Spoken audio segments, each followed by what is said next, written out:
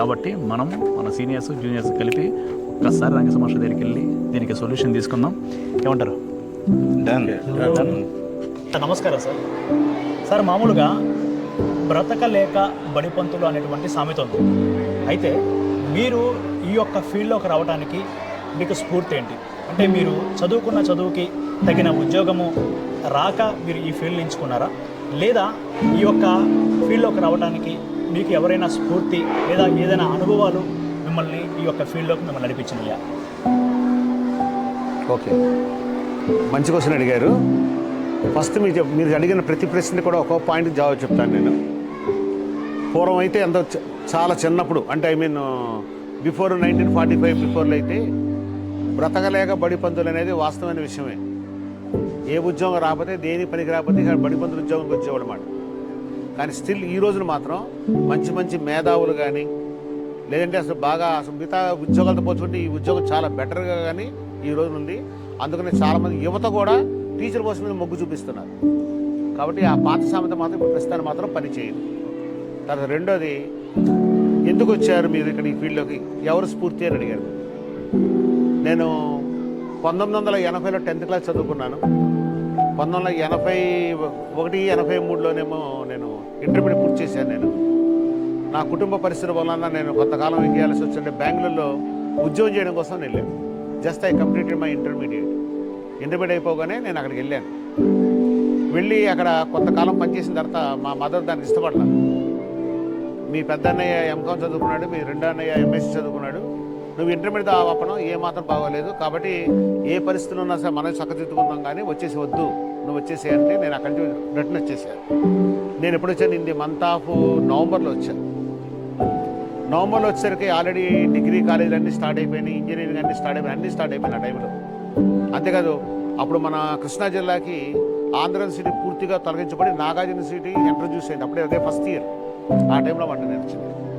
నేను కనుక ఇప్పుడు ఇంట్లో కూర్చుని ఉంటే ఆ సంవత్సరం నాకు వేస్ట్ అయిపోతుంది. మళ్ళీ నా స్నేహితులతో కలవాలంటే అవకాశం లేదు.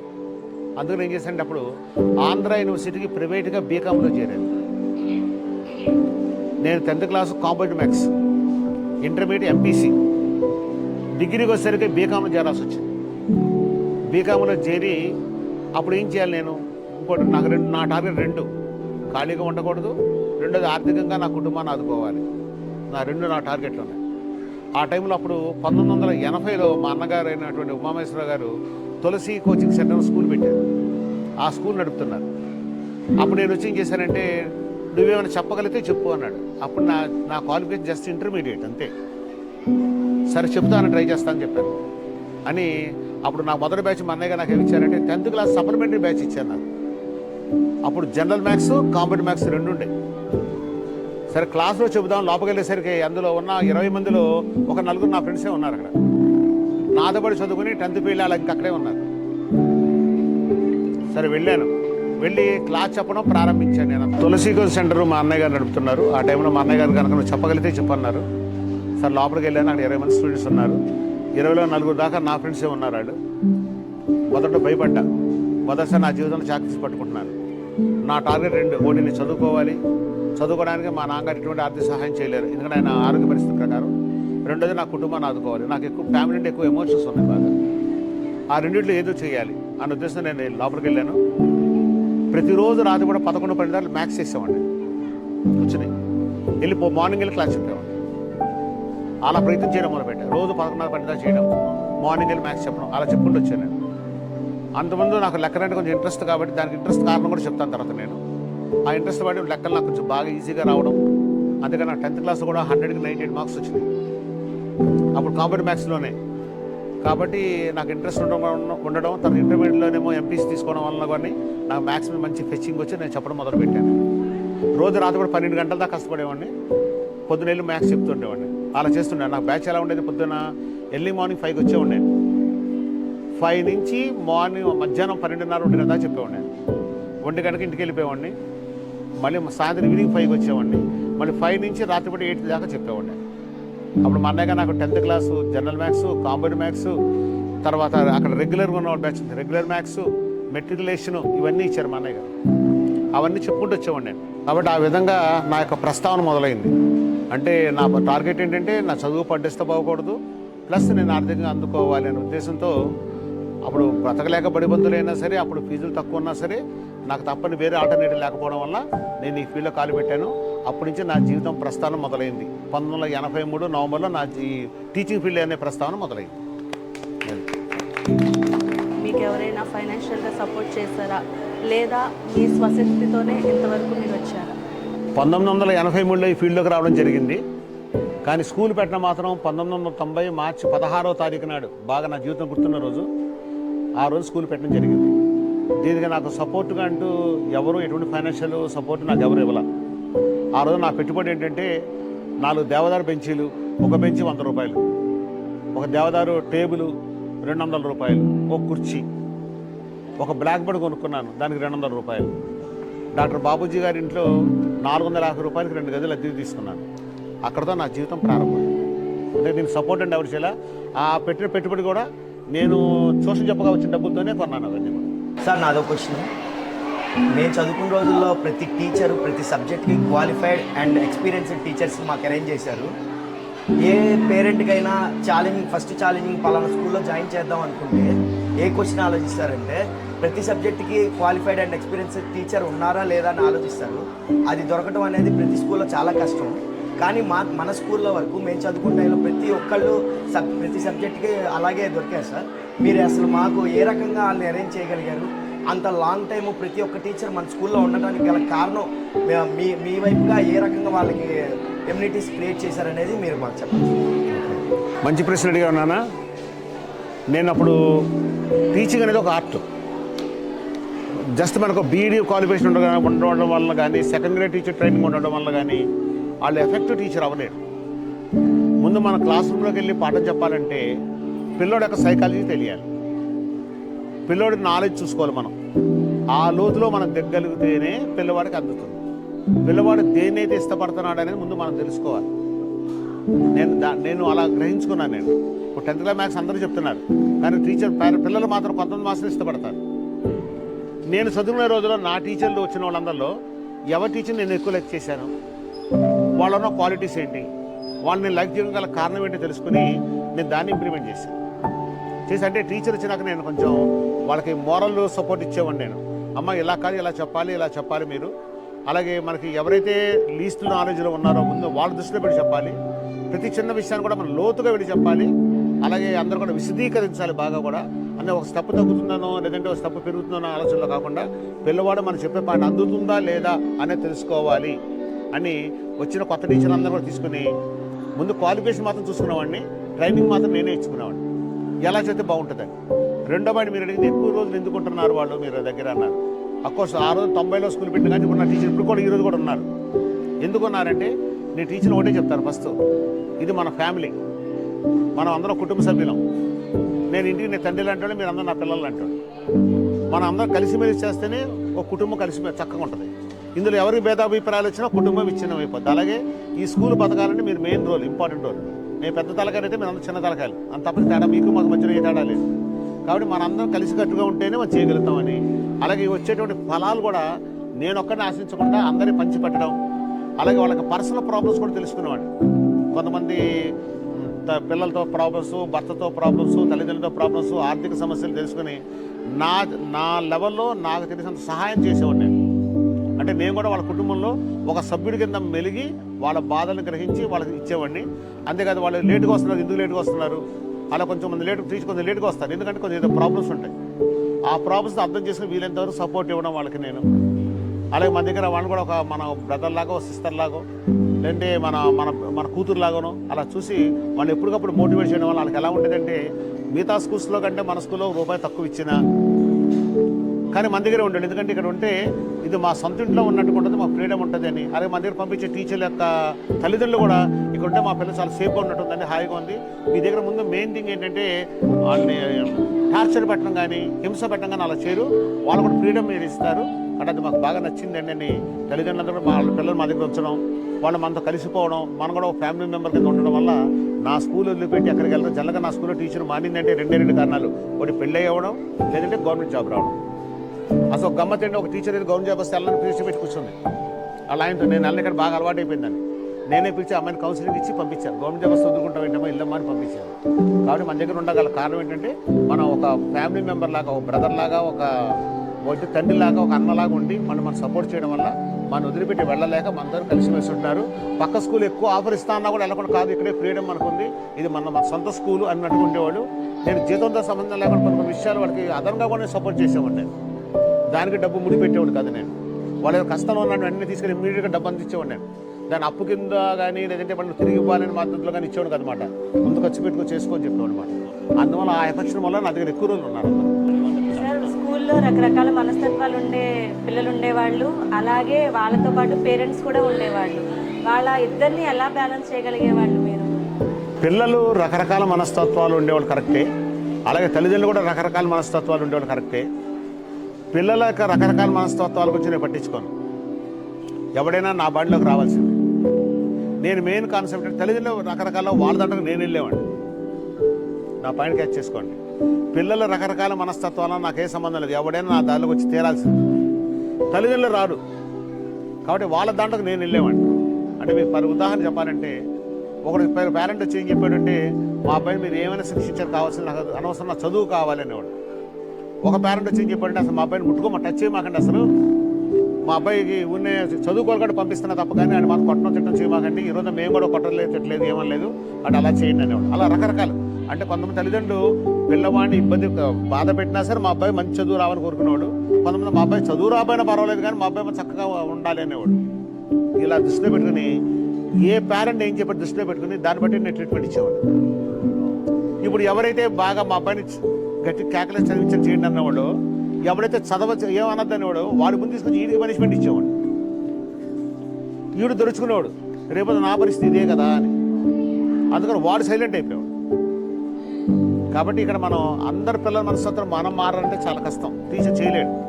కానీ టీచర్ యొక్క ఫస్ట్ క్వాలిటీ ఏంటంటే, మన సైకాలజీలో కూడా బీడీలో సైకాలజీ కూడా ఉంది. దాన్ని ఏం చెప్తారంటే, అందరి పిల్లల మనస్తత్వం తెచ్చుకున్నాక వాళ్ళందరినీ మన మనస్తత్వంలో తెచ్చుకోవాలి. ముందు ఫస్ట్ నేను కోరుకునేది ఏంటంటే, పిల్లవాడు నన్ను ఇష్టపడాలి. ఎవడు ఇష్టపడతాం చూడండి, మన సినిమా యాక్టర్ని హీరోని ఇష్టపడతాం. అడుగు పొద్దున్న తెల్లవారు 4కి వెళ్ళి దండేసేస్తాం, నించుంటాం, టికెట్ తోసుకుంటాం, అన్ని బాధపడతాం. ఎందుకంటే ఆడి మీద ఉన్నటువంటి లవ్ ఎఫెక్షన్. అలాగే పిల్లవాడు కూడా ముందు మనల్ని ప్రేమించాలి. మనల్ని బాగా ప్రేమించాడు అనుకోండి, మన సబ్జెక్ట్ ఆటోమేటిక్గా వచ్చేస్తాం. మనం అంటే ఇష్టం లేదనుకోండి, అసలు మన సబ్జెక్ట్ ఎక్కించుకోవడం కూడా ప్రయత్నించాడు. అందుకే నేను దానికి ఇప్పుడు పిల్లలు చిన్నప్పుడు సైకిల్ ఇస్తాం, ఎన్నిసార్లు కింద పడ్డా కాలేజీలు ఇన్నా సైకిల్ దొక్కుతానే ఉంటాడు. అదేవిధంగా ఆ పాలసీ నేను తీసుకుని ముందు పిల్లవాడు నన్ను ఇష్టపడేటట్టు చేసుకున్నాను, వాళ్ళందరినీ నా సైకాలజీలో తెచ్చుకున్నాను. నేను తల్లిదండ్రుల మనస్తత్వం బట్టి నేను అక్కడ మెలగడం మొదలుపెట్టాను.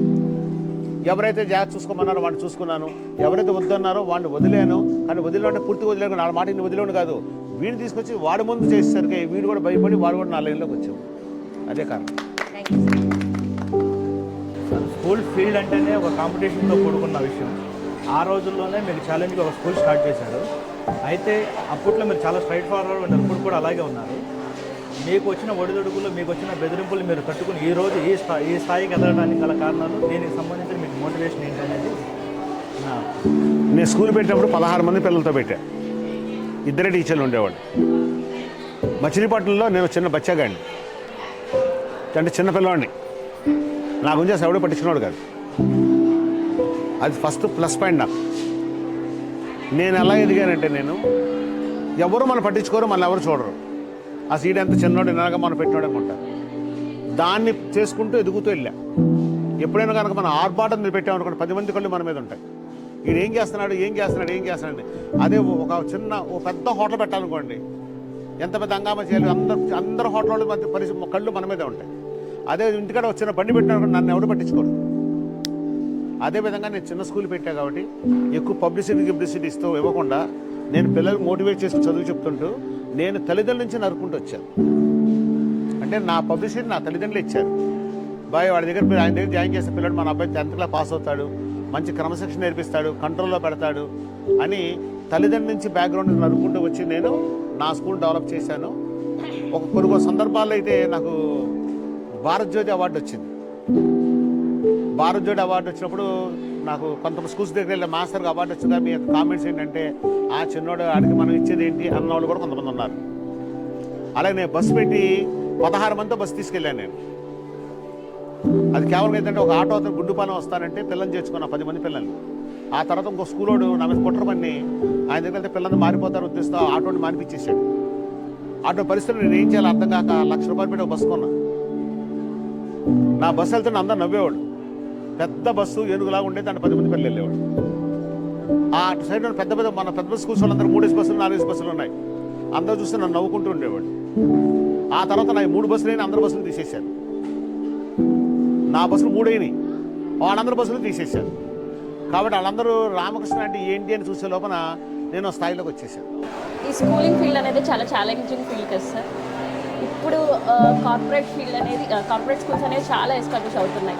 ఇట్లాంటి సొసైటీలో మీరు ఇంత మంచి క్వాలిటీ ఎడ్యుకేషన్ ఇస్తూ సొసైటీకి మంచి అవుట్పుట్స్ని ఇస్తూ మంచి గుడ్ బిహేవియరల్ స్టూడెంట్స్ని ఎలా ఇవ్వగలుగుతున్నారు? ఫీల్డ్కి వచ్చి తెలుసుకున్నది ఏంటంటే ఏ స్కూల్కైనా సరే పక్కా అడ్రస్ ఉండాలి, అది మారకూడదు.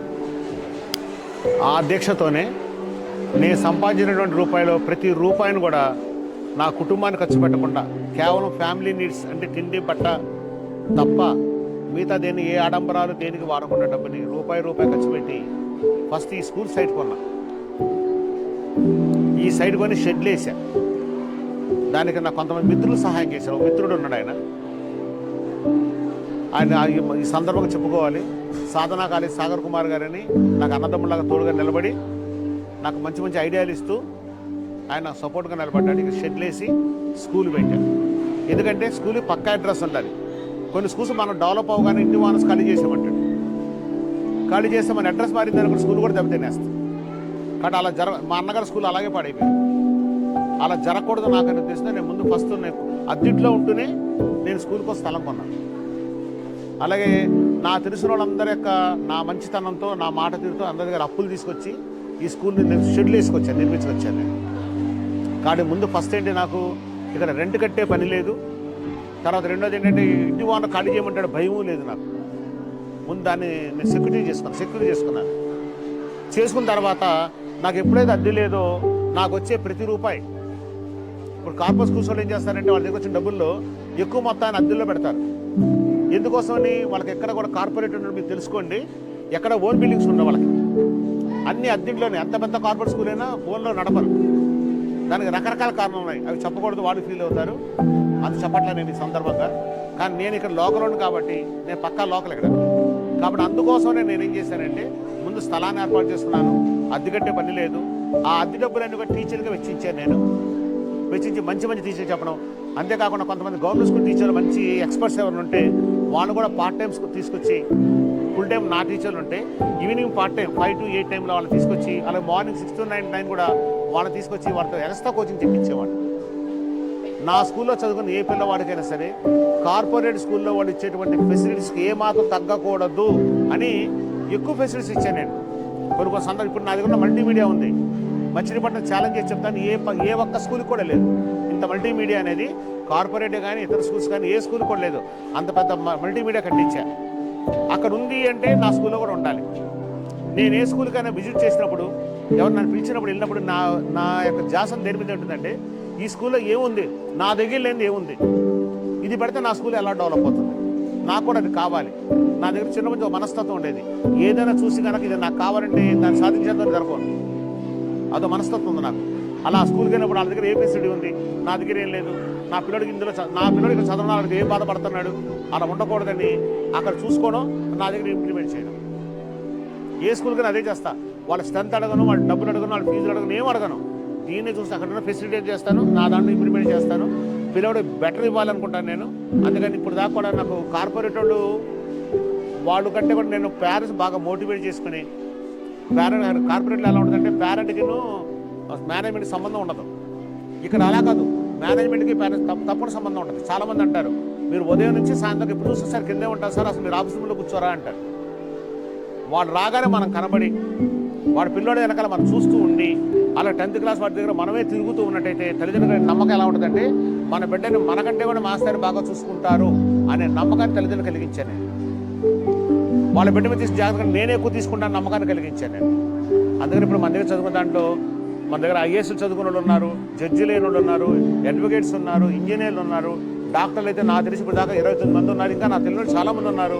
అలా యూఎస్లో కానీ, కెనడాలో కానీ, దుబాయ్లో కానీ, ఆస్ట్రేలియాలో కానీ విదేశాల్లో కూడా మన పిల్లలు చదువు పనిచేస్తున్న వాళ్ళు ఉన్నారు. అలా చాలా చోట్ల నుంచి కూడా కొన్ని చోట్ల రిఫరెన్స్ కూడా వచ్చింది. చిన్న ఎగ్జాంపుల్ చెప్తాను. ఒక చెన్నైలో ఉన్న అతను మా మేనలు బాగా చదువుకోవట్లేదు అని చెప్తే ఆ టీం లీడరు, నేను మచిలీపట్నం రామకృష్ణ స్కూల్లో చదువుకున్నాను, మీ మేనలు కూడా అక్కడే చేర్పించి బాగా చెప్తారు, మాస్టర్ పట్టించుకుంటారంటే ఆయన అక్కడి నుంచి ఇక్కడ పంపించి ఆడ పిల్లల్ని యాదవ్ నుంచి నా స్కూల్లో జాయిన్ చేశాడు. అక్కడ టీం లీడర్ మన స్టూడెంట్. కాబట్టి నేను ఆ విధంగా చేయబట్టి మనకి ఎన్ని కార్పొరేట్ స్కూల్స్ పెట్టినా వాళ్ళు నన్ను ఏమీ చేయలేకపోయారు. సార్ ఇప్పుడు చాలా కార్పొరేట్ స్కూల్స్ వచ్చాయి. ఆ కార్పొరేట్ స్కూల్స్ ఫీజులన్నీ లక్షల్లో ఉంటున్నాయి. కానీ మన స్కూల్ ఫీజు మాత్రం చాలా తక్కువ ఉంటుంది. పోల్చుకుంటే మనం ఎల్కేజీ స్కూల్ ఫీజే లక్షల్లో తీసుకుంటున్నారు. కానీ మన స్కూల్లో 10th క్లాస్ ఫీజు అనేది చాలా వేలల్లో మాత్రమే ఉంటుంది. మీరు అంత తక్కువ ఫీజుతో, మినిమల్ ఫీజుతో ఇంత పెద్ద స్కూల్ని అలాగే ఇంతమంది స్టాఫ్ని మీరు ఎలా రన్ చేయగలుగుతున్నారు? మంచి ప్రశ్న అడిగావమ్మా. ఆర్థిక పరమైనది అడిగావు నువ్వు. ఈ కార్పొరేట్ వాళ్ళు సంపాదించిన డబ్బులు ఏం చేస్తారంటే 50% హెడ్ ఆఫీస్కి వెళ్ళిపోవాలి వాళ్ళ దాంట్లో. మిగతా 50%లో 20-25% హౌస్ రెంట్లు వెళ్ళిపోతాయి. ఇంకా 25%తోనే వాళ్ళు స్కూల్ మెయింటైన్ చేయాలి. నేను ఇక్కడ ఏ మేనేజ్మెంట్ నాకు హెడ్ ఆఫీస్ నా బాస్ అంటే ఎవరు లేరు. కానీ నేను ఎవరికి పంపాల్సిన అవసరం కూడా నాకు లేదు. అది రెండోది, నాకు ఇక్కడ రెంట్ లేదు. అయినప్పుడు కూడా నేను ఈ బిల్డింగ్స్ అన్ని బ్యాంక్ లోన్తో కట్టా కాబట్టి ప్రతి నెల మినిమం రెంట్ తీసుకుని నేను బ్యాంక్ కట్టేస్తాను. ఇంతవరకు కూడా నేను ఈ స్కూల్లోంచి నా ఫ్యామిలీ పర్పస్ కోసం అని ఒక 10,000-20,000 జీతం కూడా ఏనాడు తీసుకోవాలా. నా భార్యకి బియ్యం లేదంటే బియ్యం తెచ్చిస్తాను, ఉప్పు లేదని ఉప్పు తెచ్చిస్తాను, పప్పు లేదని పప్పు తెచ్చిస్తాను తప్ప కానీ ఇంతవరకు నెలకు సరపడా డబ్బు లేని దాన్ని మాత్రం నేను ఏనాడు తీసుకోవాలా. ముందు ఫస్ట్ నా ఆలోచన ఇప్పుడు కూడా ఎలా ఉంటుందంటే టీచర్కి ఈ నెల జీతం ఇవ్వాలి, ప్లస్ వచ్చే నెల జీతం రెడీగా ఉంచాలి. నా టార్గెట్ అది. అంతేగాని ఫస్ట్ తారీఖు వచ్చినాక అక్కడ ఎత్తుకుని ఇక్కడ ఎత్తుకునే పద్ధతిలో నేను ఉండను.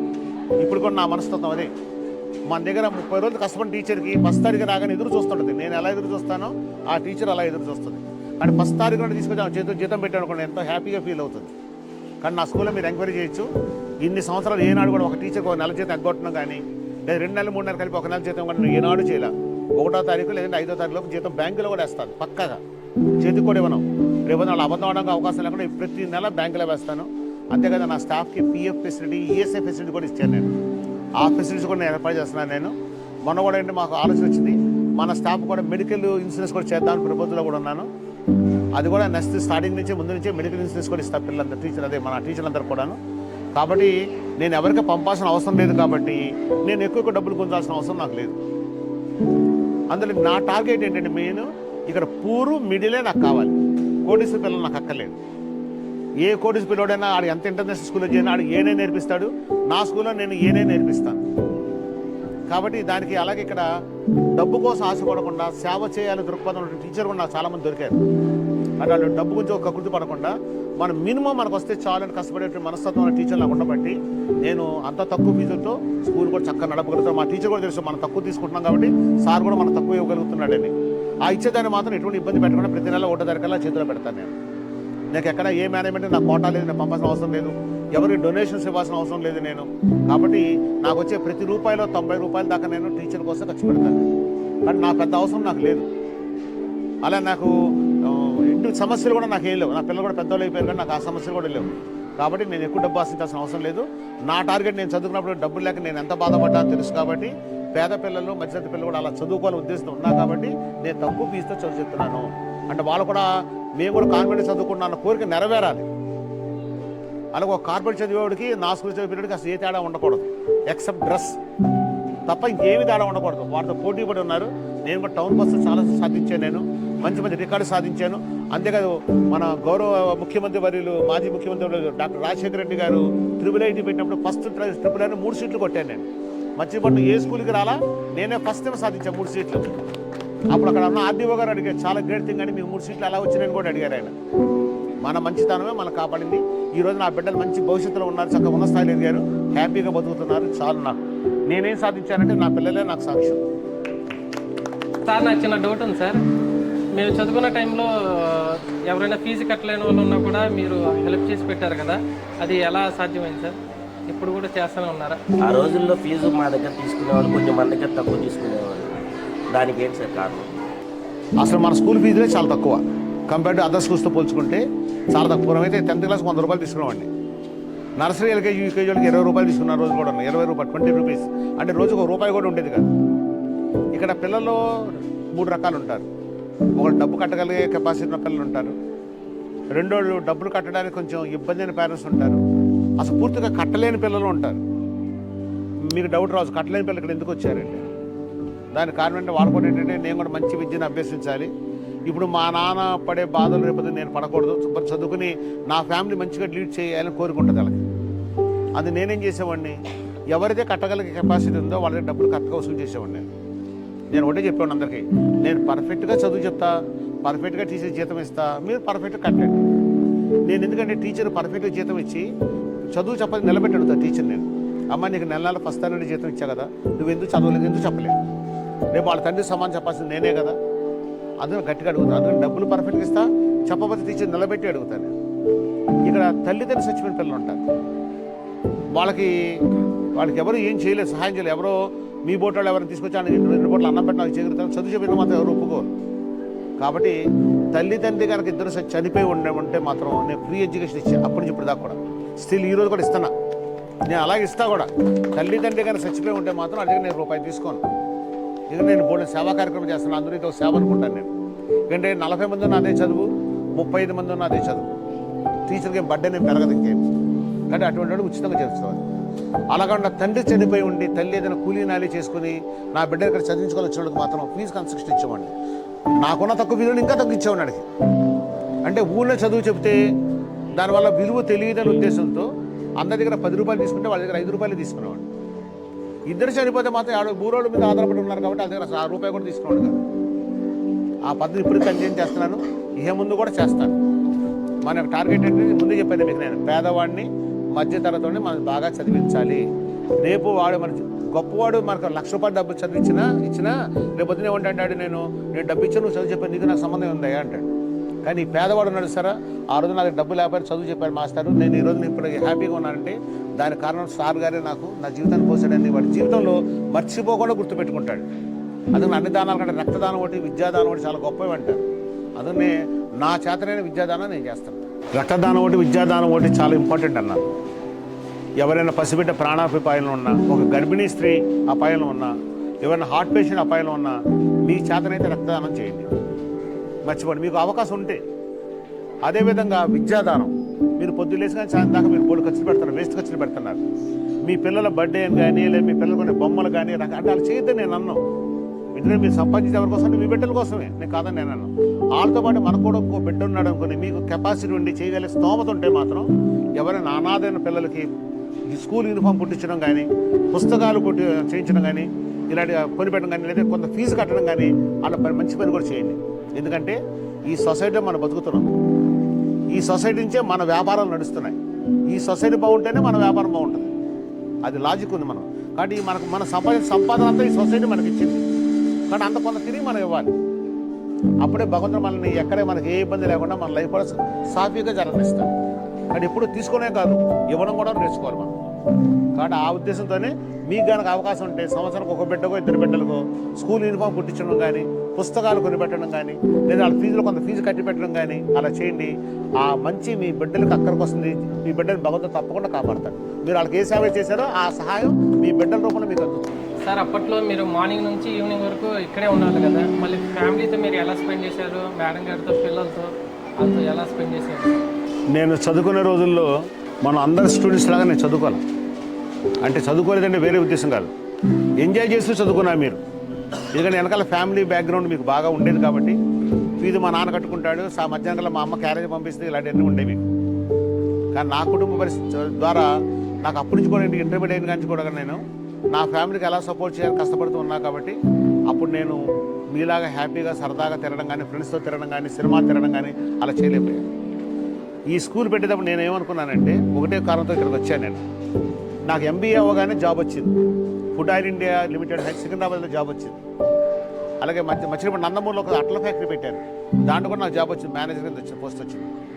మా మదర్ మాట చెప్పారు నాకు, నువ్వు వెళ్ళి అక్కడ ఉద్యోగం చేస్తే నీకు ఆడు 5,000 10,000 ఇస్తాడు, నువ్వు ఒంటరిగా దూరంగా అక్కడ ఉంటావు.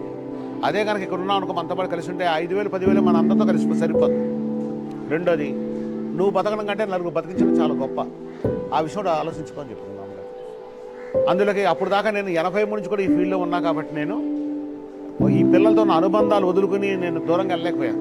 అది వీక్నెస్ అయిపోయింది నాకు. ఈ ఉన్న ఫీల్డ్లో ఏంటంటే ఇది కూడా పిల్లలతో ఉన్న బాంధవ్యాలు సంబంధాలు వాళ్ళు వదులుకుని వెళ్ళలేం మనం. వాళ్ళ తర్వాత అక్క తర్వాత తమ్ముడితో చెల్లి, ఒకరి తర్వాత వాళ్ళ పేరెంట్స్ మన రిలేషన్ వచ్చేస్తుంది అంతా కూడా. దాన్ని వదులుకుని వెళ్ళలేకపోయాను నేను. అది కూడా అప్పుడు నేను స్కూల్ పెట్టుకోవడం ఏమనుకున్నానంటే నేనే బాధలైతే ఏ సమస్యలు అయితే పడ్డాను, ఎందుకంటే మా నాన్న సరిగ్గా సంపాదించలేకపోయాడు. అఫ్కోర్స్ నేను అదృష్టవంతం కాదు కాబట్టి మా నాన్న సంపాదించలే. నేను ఎప్పుడు అదే అనుకున్నాను, మా నాన్న నేను విమర్శించేవాడు కాదు, నేను గొప్ప, నేను అదృష్టవంతం కాదు కాబట్టి మా నాన్న సంపాదించలే. నేను ఇదే థింక్ నా పిల్లలకు రాకూడదు. అప్పటికే నా పెళ్ళి అయిపోయింది. స్కూల్ పెట్టడం కల్లా నాకు పాప పుట్టేసింది, ఒక బాబు కూడా పుట్టేశాడు. 2 పిల్లలు పోషించాలి నేను.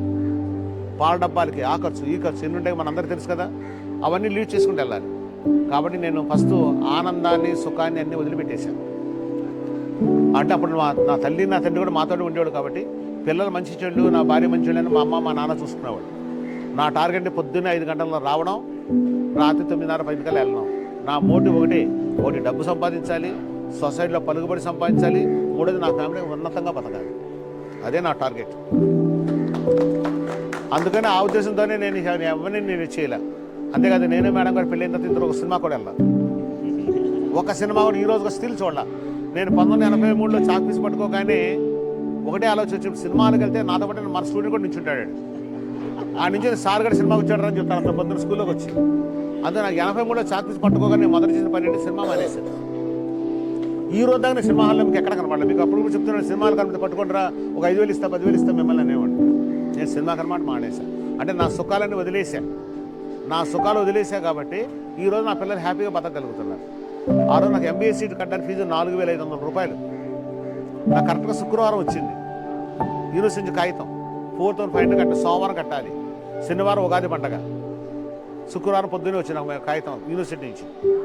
నాకు తెలిసిన మా అన్నయ్యలు అన్నది కూడా దాన్ని ₹1,00,000 కొనుక్కొని చదివారు. ఆ రోజులు MBA సీట్ నాకు ఫ్రీగా వచ్చింది. ఎందుకంటే 94.6% ఉంది నాకు బీకాంలో, ప్రైవేట్ చదువుకున్నా కూడా. అప్పుడు చాలామంది ప్రైవేట్ చదివినకి మళ్ళీ కాలేజ్ చదువు నాకు అవకాశం ఇవ్వరు అన్నారు. నాకు యూనివర్సిటీ దాంట్లోనే వచ్చింది. వాళ్ళ సెలక్షన్లోనే వచ్చింది నాకు ఫ్రీ సీటు 4,500 కట్టడానికి. నా తల్లిదండ్రులు ఎవరు ఇవ్వలేరు, ఎవరేం చేయలేరు. ఒక మహానుభావుడు ఆయన నాకు ముందుకు వచ్చి నేను కడతానయ్యా అని చెప్పి నాకు అంటే వాళ్ళ ఇంట్లో నేను ప్రైవేట్ చెప్పేవాడు పిల్లలు, వాళ్ళ పిల్లలందరికీ. ఆయన కట్టాడు, చక్కా రామారావు గారని ఆయన మహానుభావుడు, ఆయన వచ్చి కట్టాడు డబ్బు నాకు. మళ్ళీ అక్కడ చదువుకుంటూ కూడా నేను సోషల్ అవి మానలా. డబ్బు సంపాదించి ఆ డబ్బంతా తీసుకొచ్చి మళ్ళీ ఆయనకు అప్పు జమేశాను తీసుకొచ్చి. ఇప్పుడు కూడా నన్ను MBA ఎవరు చదివించారంటే చక్కా రామారావు గారు చదివించారంటా, కానీ మా నాన్న చదివించాడు మా అమ్మ చదివించాడని చెప్పను. ఆయన అంటే అదేంటే నా డబ్బులు నాకు ఇచ్చే కదా, నా పేరు ఇంకా చెప్పుకుంటాం. ఎందుకంటే ఎప్పుడైనా సరే మనం ఆపదలో ఉన్నప్పుడు కష్టం ఉన్నప్పుడు ఎవరైతే సహాయం చేస్తారో మనం చచ్చిపోయేంత కానీ గుర్తుపెట్టుకుని ఉండాలి. నా మెంటాలిటీ అది. నేను ఇంటికి వచ్చిన నాకు ఒక కప్పు మంచిలు ఇచ్చారంటే మీరు ఎప్పుడైనా మా ఇంటికి వచ్చి మీకు టీ ఇవ్వాలని ప్రయత్నం చేస్తాను. నన్ను ఎంతో ప్రేమగా పిలిచి గ్లాస్ మంచిలు ఇచ్చారు, మనం వచ్చి మన టీ అన్నా ఇవ్వాలి కనీసం అని ప్రయత్నం చేస్తాను. అందుకని ఇప్పుడు ఈ రోజు కూడా వాళ్ళ కుటుంబంలో నేను చాలా విధేయత ఉంటాను. వాళ్ళు నన్ను అంతే బాగా ప్రేమిస్తారు, నేను వాళ్ళ కుటుంబాన్ని మొత్తం అదే విధంగా ప్రేమిస్తాను నేను. కాబట్టి నేను చెప్పాలంటే నా జీవితంలో సుఖాలు అనుభవించాలి. చిన్నమంది అన్ని బాధలు పడే వచ్చాను. నాకు చాలామంది పిల్లలకి ఎలా ఉంటుందంటే నేను నా పిల్లలు అనుకుంటాను. నేను అలా పెరగల. ఇప్పుడు నేను నా కుటుంబం ఉంటూనే పెరిగాను నేను. నాకు ఎప్పుడు మా అమ్మ నాన్న నా కుటుంబం గురించి, నా కుటుంబం ఉన్నతగా బతకాలి, మా అమ్మ ఎక్కడ తలదించుకోకూడదు, మా నాన్న ఎక్కడ తలదించుకోకూడదు. అక్కడ మా చెల్లి పెళ్లి కూడా నేనే నిలబడి చేశాను. మా చెల్లి పెళ్లికి వచ్చేంత నేనే భరించాను. మా ఇల్లు ఇంటికి అయితే తాకట్టు ఉంటే తాకట్టు కూడా నేనే విడిపించాను నా డబ్బుతో. నేను అన్ని చేసి కుటుంబం కోసమే కష్టపడ్డాను నేను. పెళ్ళి పెద్ద అయినాక అందరూ కాదు, అందరూ మీరు విడిపోవాలి, అంత దూరం ఉండాలి అని అంటే అప్పుడు బయటకు వచ్చాను తప్ప. కానీ నేను అప్పుడు దాకా నేను బయటికి రాను. నా కుటుంబం గురించి ఇప్పుడు కూడా నా అన్నదమ్ములన్నా నా అక్క చెల్లి, ఎందుకంటే రక్త సంబంధం అదంతా మనం తెంచుకుంటూ పోయేది కాదు. మన తమ్ముడిని ఎవరైనా కొట్టాడంటే మనం వచ్చేస్తాం. ఆడికి మన గొడవలు ఉన్నా సరే మన తమ్ముడు కూడా కొట్టినాయని వెళ్ళాం, మనం ఊరుకోం. మనం కూడా ఎందుకు వెళ్తాం, మన ఇంట్లో మన ఆడి రక్తం మనకు ప్రవహిస్తుంది మనకి. కాబట్టి మన అందరూ ఒక బిడ్డలో ఉన్నాం. కాబట్టి అందుకని నేను చిన్నప్పుడు చదువుకునేప్పుడు కానీ ఆ తర్వాత పెళ్ళైనా కానీ అందరిలాగా హానీమూన్లని, ఎంజాయ్మెంట్ అని, సినిమాలని, షికాలని, షాపింగ్లని నేను ఏమి చేయలే. దాని దగ్గర పాపం మేడం గారు కూడా అలాగే చదువుకున్నారు. మేడం గారు కూడా నన్ను ఇబ్బంది పెట్టేవాళ్ళు కాదు. దీన్ని తీసుకెళ్ళి షాపింగ్ చేస్తాం లేదని అలా ఇబ్బంది పెట్టలేదు. ఓ మాట చెప్పండి, నా గురించి నా ఆరోగ్యం కూడా పాడైపోయింది. ఓ మాట కూడా చెప్పాలంటే నాకు ఇప్పుడు ఉన్న టైం అంతా నేను పూజలు చేసేవాడిని. ఆ పూజలు చేయడం ఆడవాళ్ళు చాలా ఇబ్బందులు ఉండే కదా, అవన్నీ అధిగమించి చేయడం వల్ల ఆవిడ ఆరోగ్యం కూడా దెబ్బతింది. డాక్టర్ గారు అడిగింది, దేవుడు కనబడ్డా ఆరోగ్యం కనబడిందా మీకు అని ఒకసారి వెళ్తే డాక్టర్ గారు అటు దేవుడు కనబడ్డాడు, ఇటు అనారోగ్యం కనబడింది, రెండు మనకి. కానీ మరి తప్పదు, అలా చేసుకొచ్చాం కాబట్టి ఆవిడ సహకరించబట్టి ఎప్పుడైనా సరే భర్త విజయంలో భార్య సగపాటు అందరూ ఆవిడ సహకరించబోయి మనం అడ్డం తిరిగితే మనం ఏం చేయలేం. కాబట్టి ఇంత స్థాయిలోకి ఎదిగారన్నా ఈరోజు మచిలీపట్నం దరిదాపు 100లో కనీసం ఒక 40 మంది కన్నా నేనంటే ఎవరో తెలుసు. ఎక్కడికి వెళ్ళినా గౌరవం పొందుతాను నేను. ఎవరైనా సరే మాస్టర్ ఎవరు అడిగినా సరే, ఒకసారి బస్సులో అర్జునుగా ట్రైన్లో వెళ్తున్నప్పుడు మా అమ్మాయి అబ్బాయి అల్లుడు కనబడితే మాట మీద చెప్పుకొచ్చాడు, నా గురించి 1 గంటన్నర మాట్లాడాడు ఆయన. ఏం చెప్పాడండి, నాకు చెరుగు చెప్పాడా అని అడిగా మా అల్లుడు గారిని. మీరు కష్టపడి వచ్చారని చెప్పారండి నేను. ఎవరైనా మాస్టర్ ఆడ కొంప ముంచేశాడు, ఈడు కొంప ముంచాడు ఎవరో చెప్పరు. ఏమీ లేదు సార్ గారికి బాగా బాధపడి పైకి వచ్చాడని చెప్తారు ఎవరైనా. అందుకని వాళ్ళ ఆస్తి కొట్టేశాడు, ఈ ఆస్తి కొట్టేశాడని ఎవరు అంటున్నాను. ఎప్పుడైనా సరే నేను దాన్ని ఎప్పుడు పాకులాడలా. ఒకటి దైవాన్ని నమ్ముకున్నాను, 2 నా కష్టాన్ని నమ్ముకున్నాను, దాంతోనే పైకి వచ్చాను. Good afternoon sir. సో మాకైతే చాలామంది ఫ్రెండ్స్ ఉన్నారు ఇక్కడ. సో ఇంకా మీకు మీ లైఫ్లో ఫ్రెండ్షిప్ గురించి, ఆ ఫ్రెండ్స్ గురించి చెప్తారు. నేను చిన్నప్పటి నుంచి మీ అందరం కలిసి చదువుకున్న ఫ్రెండ్స్ ఉన్నాం. 1వ తరగతి నుంచి ఇంటర్మీడియట్ దాకా కలిసి చదువుకున్నాం. 1 నుంచి ఇంటర్మీడియట్ దాకా. అప్పుడు స్నేహితులు తప్ప ఇంటర్మీడియట్ అవగానే ఎవరికైనా చల్లాచెదురు అయిపోయాయి. కొంత కాలేజీకి వెళ్ళిపోయారు, కొంత ఇంజనీరింగ్కి వెళ్ళిపోయారు, కొంత మెడిసిన్కి వెళ్ళిపోయారు, కొంత ఫారిన్ వెళ్ళిపోయారు. నేను చెప్పాక మీకు ముందుగానే బెంగళూరు వెళ్ళిపోయిన తర్వాత వచ్చానండి నేను. ఇక నాకు డిగ్రీ నుంచి ఫ్రెండ్ అంటే ఎవడు లేడు. అందులో ఇంకోటి విశేషం ఏంటంటే, నేను డిగ్రీ చదువుతూనే ఫస్ట్ ఇయర్ బీకామ్ పూర్తి చేయగానే ఇంటర్మీడియట్ అకౌంట్స్ ట్యూషన్ చెప్పడం మొదలుపెట్టాను, ఇన్ ఎడిషన్ మ్యాథ్స్తో పాటు.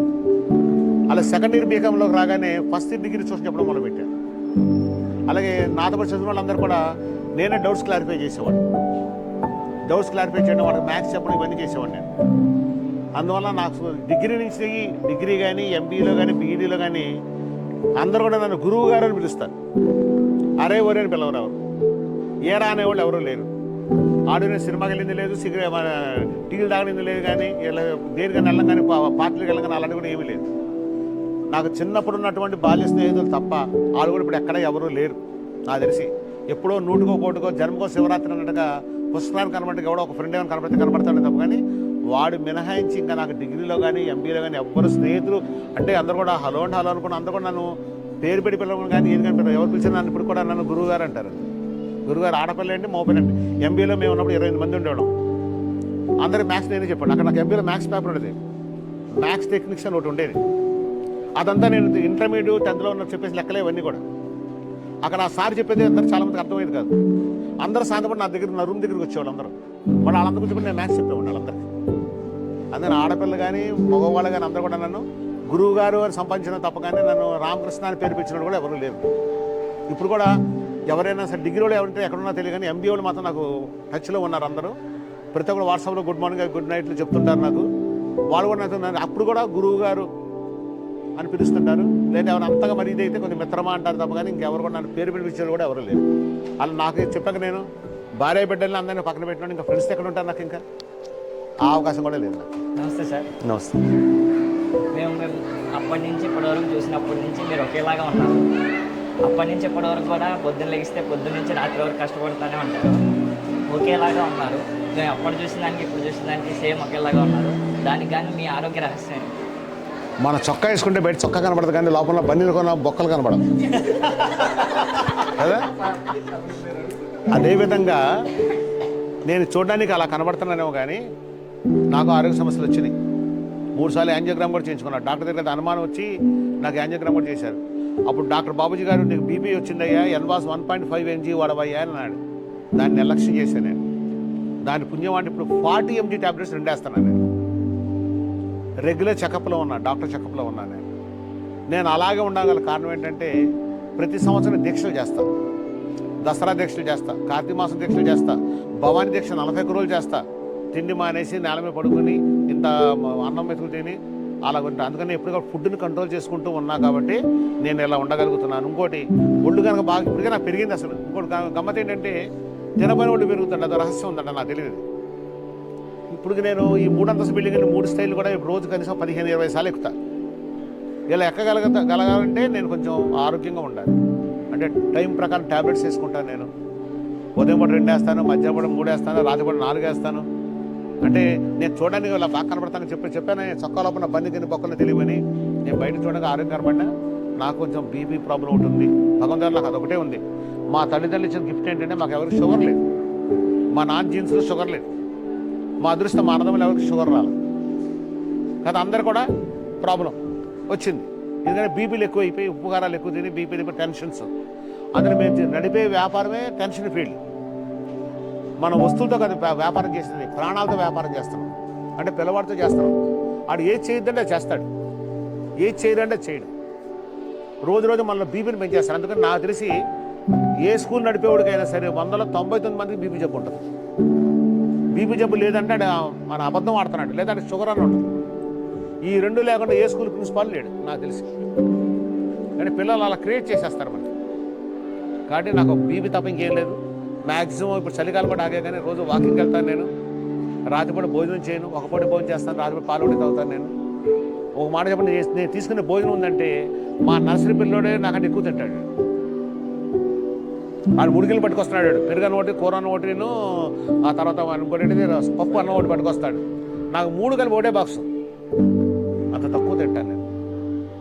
అలాగే పూర్వం టీలు బాగా తాగేవాడిని. ఆ టీ నుంచి ఆ దొరలు వాడిని పోవడం కోసం కాశీలు వెళ్ళి టీ కూడా వదిలేసాను. ఇంకెవడ ఎక్కడికైనా టీ ఇస్తుంటారు. ఇప్పుడు నేను టీ తాగనని వదిలేసంటే ఎవరు మన బలవంతం చేయరు కదా. అది కాఫీ మాత్రం ఒకటి ఉందంటే. నాకున్న బ్యాడ్ హ్యాబిట్ ఏంటంటే ఒక కాఫీ, భోజనం. ఇదొకైతే నాన్ వెజ్ తీసుకునేవాడిని.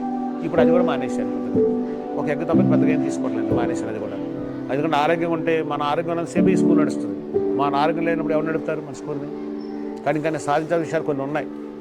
అవి కూడా సాధించాలని ఉద్దేశంతోనే నేను డైట్ కంట్రోల్ చేస్తుంటాను. నేను ట్యాబ్లెట్స్ వాడుతుంటాను నేను ఎప్పటికప్పుడు. ఇంకోటి మాత్రం బాగా గుర్తుపెట్టుకుని మీ అందరికీ చెప్తున్నా సజెషన్, నేను ఇది నా టార్గెట్ అనుకున్నప్పుడు మిమ్మల్ని ఏది అడ్డుపడదు. అది గుర్తుపెట్టి, నేను జీవితంలో ఇది నేను సాధించాలి అనుకున్నప్పుడు నీ ఆరోగ్యం కానీ నీ కుటుంబం కానీ ఏమీ నీకు అడ్డురావు, ఒకటే కనబడుతుంటుంది. మీరు నమ్మండి నమ్మకండి, నాకు ఫస్ట్ ఇంపార్టెంట్ ఎవరంటే నా తల్లి, రెండోది నా స్కూల్, తర్వాత పెళ్ళబెట్టి. ఓపెన్ చెప్తా, మా ఆవిడ కోపం వచ్చిన సరే. ఫస్ట్ నా తల్లి, నాకు జన్మనిచ్చిన తల్లి, నన్ను నించోబెట్టిన జన్మ, నా ప్రాణాన్ని ఇచ్చింది ఆవిడ చనిపోయింది, ఇప్పుడు లేదు నాకు. కానీ నా రెండో టార్గెట్ ఏంటంటే నా స్కూల్. నా స్కూల్ తర్వాత నా కుటుంబం. ఇది లేనిదే నేను లేను. ఈరోజు వాళ్ళందరూ హాయిగా తిని బతకగలుగుతున్నాడు ఈ స్కూల్ మూలనే. ఇది అన్నం పెట్టేటువంటి తల్లి. ఇది జాగ్రత్త ఉన్నంతసేపు అప్పుడు బతుకున్నప్పుడు ఆ అమ్మని చూశాను, చనిపోయినాక ఈ అమ్మని బాగా చూసుకుంటాను. ఈ అమ్మ బాగున్నంతసేపు ఆ అమ్మ బాగుంటుంది, పిల్లలంటే పెళ్ళబెట్టి బాగుంటారు. దీన్ని నెగ్లెక్ట్ చేసామా, మన సినిమాలని షికాలని దీన్ని వదిలిపెట్టేసామా, ఇది పెద్ద దెబ్బ కొట్టేస్తుంది. స్కూల్ అనేది ఒక పసిబిడ్డ లాంటిది, ఎప్పుడు చూసుకుంటానే ఉండాల్సిందే.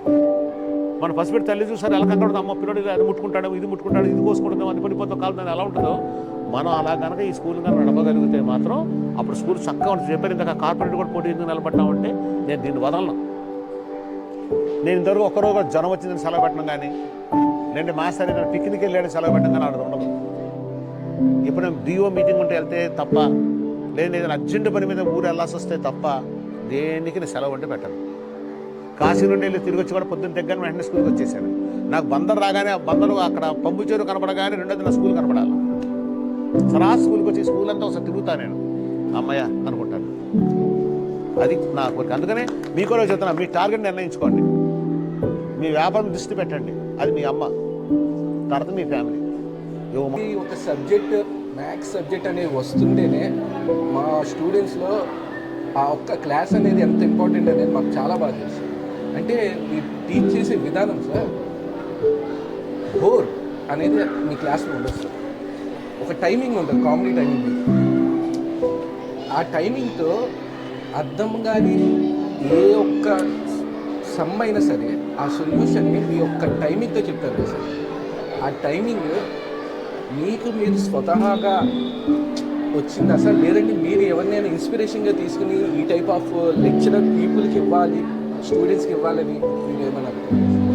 నేను చదువుకున్నప్పుడు నా టీచర్లు పాఠాలు చెప్పారు కదా, ఇంటర్మీడియట్ డిగ్రీ ఎక్కడికి వెళ్ళి చదువుకున్నాను, ఇంట్లో సొంతంగా చదువుకున్నాను. ఇంటర్మీడియట్ కానీ 10th క్లాస్ దాకా కానీ మీకులాగా నాకు కూడా కొంత టీచర్లు వస్తే చాలా హ్యాపీగా ఉండేది. కొంత టీచర్లు రాగానే అమ్మ ఈయన ఎప్పుడు వెళ్ళిపోతాడా, ఆకలి వేస్తుండేది, ఆకలి మీద చేస్తుండేది. కొంత మాస్టర్స్ ఆకలి మీద చేస్తుండేది కాదు. వాళ్ళు ఇందాక చెప్పారు, వాళ్ళు ఎలా చెప్తున్నారు ఏంటి, ఎలా చెప్తున్నారంటే పిల్లల్ని ఇష్టపడేటట్టు చేస్తున్నారు. నేను ఫస్ట్ అది తెలుసుకున్నాను ఏంటంటే, నన్ను పిల్లలు బాగా ఇష్టపడాలి, నన్ను బాగా ప్రేమించాలి. ఎంత ప్రేమించాలంటే వాళ్ళ అమ్మ నాన్న సమానంగా ప్రేమించాలి నన్ను కూడా. నేను వాళ్ళకి న్యాయం చేస్తాను నమ్మకం వాళ్ళకి నా మీద కలగాలి. అలా చెప్పాలంటే మ్యాథ్స్ చాలా సీరియస్ చెప్పుకుంటూ వెళ్ళిపోతాను నేను. అసలు చెప్పేది 100లో 10 మంది క్యాచ్ చేస్తాను, లేదా 90 మంది క్యాచ్ చేయాలి. నా పద్ధతి క్లాసులో రాగానే ఇందులో డల్లర్స్ ఎవరన్నా చూసుకుంటాను నేను. వాడు మోటివేట్ అవ్వాలి. క్లాసుని మళ్ళీ సరదాగా చెప్పకూడదు, మరీ సీరియస్గా చెప్పకూడదు. సరదాగా చెప్పినా క్లాస్ అంతా అల్లరైపోతుంది, సీరియస్ చెప్పినా అసలు దాంట్లో 5 తప్ప మిగతా వాళ్ళు ఎవరు వింటారు. రెండు బ్యాలెన్స్ చేసుకుంటూ వెళ్ళాలి. సరదా చేసేవాడు సరదా చేయాలి, సీరియస్ చెప్పేది సీరియస్ చెప్పాలి. వాడిని మన ట్రాక్లో తెచ్చుకోవాలి, వాడికి అటెన్షన్ పే చేయాలి మన మీద. అప్పుడు ఎలా చెబితే బాగుంటుంది అన్నది నేను దాన్ని బాగా ఆలోచించి చెప్పడం. ప్లస్ ఇంకోటి ఏంటంటే ఆ సరస్వతి మాత నాకు ఇచ్చిన కటాక్షం, మెయిన్ థింగ్, గాడ్ గిఫ్ట్ అది లెక్కలు నేను చెప్తాను, ఇంకోటి చెప్తాడు. కానీ అందరు చెప్పింది కొంతమందికి అర్థం కాదు. అది మనం టీచర్ చెప్పింది పక్కన తింటున్నప్పుడు నాకే అర్థం కాదు. కాబట్టి అంటే మన పిల్లవాడిని మెంటాలిటీ సైకాలజీ తెలుసుకొని వాడికి అర్థమే భాష చెప్పగలిగితేనే మనం వినగలుగుతాడు. అదేంటంటే మనం అది స్వతహాగా రావాల్సిందే తప్ప. కానీ ఏదైనా సరే ఒక లడ్డు అంటే మనం ఆ లడ్డూని అందరూ చేస్తారు, అందరు వంట వాళ్ళు చేస్తారు. కానీ కొంతమంది దగ్గర లడ్డు సూపర్ అంట, ఫేమస్ అంటారు. ఎందుకని అడిగేం చేశాడు? అందరూ కూడా ఆ శనగపిండి అదే అన్ని, ఇంకేం ఉండదు, చేసే విధానం ఒకటే. అలా మన బజార్లో ఉండే వంటలు, మన ఇంట్లో మన అమ్మ ఉండే వంటలు ఒకటే. మరి అక్కడ ఆ తేడా ఉంది, ఇక్కడ ఈ తేడా ఉంది. ఏంటంటే ఆ ఎఫెక్షన్తో చేసేదే ఉంటుంది. కొంతమంది వ్యాపార పరంగా చేస్తారు, కొంతమంది ఇదంతా నా కుటుంబ సభ్యులతో నడ చేయాలి అని దాని మీద బాగా అటెన్షన్ పే చేసుకుని. ఒక ఆయన అడిగాడు నేను, మాస్టర్ ఏంటంటే టెన్షన్ పడిపోతాడు, చదవదు మీకు ఎందుకంటే అని అడిగాడు. నేను ఒకటే చెప్పాను, నేను దానికోసం కాదు సార్, ఇటు వాళ్ళ అమ్మా నాన్న ఎంతో బాధలు పడి కష్టపడి ఈ రూపాయి నాకు కడుతున్నారు, వాళ్ళ కట్టిన రూపాయిని నేను న్యాయం చేయాలి. వాడిని వదిలేస్తే రేపు పొద్దున జీవితం నాశనైపోతుంది కదా. ఇక్కడికి వచ్చిన నా కొడుకు కూతురు నాకు వాళ్ళే. ఎప్పుడు కూడా నా స్కూల్లో నా కొడుకు గురించి పట్టించుకోలేదు. నేను ఇందాక చెప్పాను, ఫ్యామిలీలో వెళ్ళేసానండి. ఎందుకంటే మిమ్మల్ని నేను చూసుకుంటే నా భగవంతుడు నా బిడ్డను చూస్తాడు. నా బిడ్డలకు న్యాయం మీకు న్యాయం చేయదలుచుకోవాలి. నేను ముందు కూడా చెప్పాను టీచర్కి, అందరి పిల్లలు ఒకటి కొడితే తప్పు చేస్తే మా పిల్లలు 2 కొట్టండి అనేవాడు. మా అబ్బాయి గారి ముద్దు బిడ్డలు మాకండి అనేవాడిని కాదు. అలా చేసుకుంటూ వచ్చా. అందుకని అది మనకు గాడ్ ఇచ్చిన గిఫ్టే తప్పు. కానీ మనం చెప్పడం అనేది లెక్కలు అనేది అది లెక్కలు అందులో ఇంకోటి కూడా నాకు తెలుసుకుంది ఏంటంటే లెక్కల సబ్జెక్ట్ అన్నిటి కూడా మదర్ లాంటిది. లెక్కలు ఎవడైతే జీనియస్ అవుతాడో ఆల్ సబ్జెక్ట్ జీనియస్ అయిపోతాడు. నా అనుభవంతో చెప్తున్నాను. ఆడి జీవితంలో పైకి వచ్చేస్తాడు. మీరు ఎక్కడ చూసుకోండి, లెక్కలో కానీ డల్ అవుతాడు, అన్ని సబ్జెక్ట్ డల్ అవుతాడు, జీవితంలో పైకి రాడు. కానీ లెక్కల్లో జమ్ అవ్వాలి.